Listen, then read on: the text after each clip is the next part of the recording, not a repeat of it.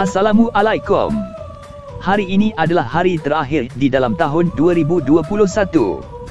Kami mengambil peluang dengan santai berkayuh ke Pantai Kurong Tengar, Perlis.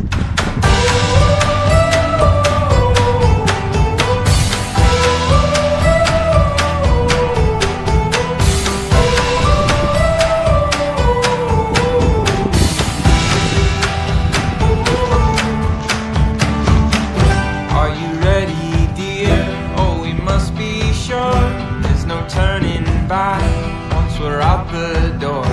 Leave your message here on the telephone, 'cause we've no idea when we're coming home. Kurong Tengar adalah antara kawasan yang mempunyai pantai berpasir di Perlis. Ia terletak lebih kurang 3.5 km dari Pekan Kuala Perlis melalui jalan pesisir pantai.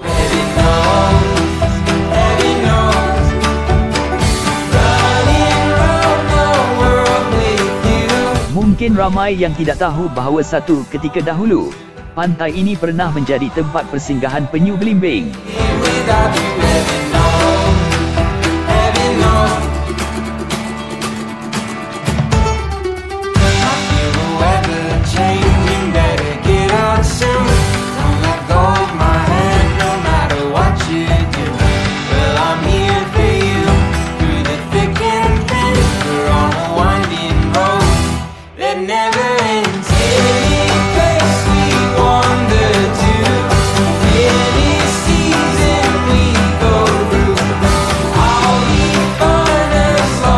Lapis lindung batuan dan penanaman semula pokok bakau telah dijalankan oleh Jabatan Perhutanan Semenanjung Malaysia di sini pada tahun 2005 dan 2007, bertujuan untuk mengelak hakisan di samping mengekalkan ekosistem kawasan pesisir pantai.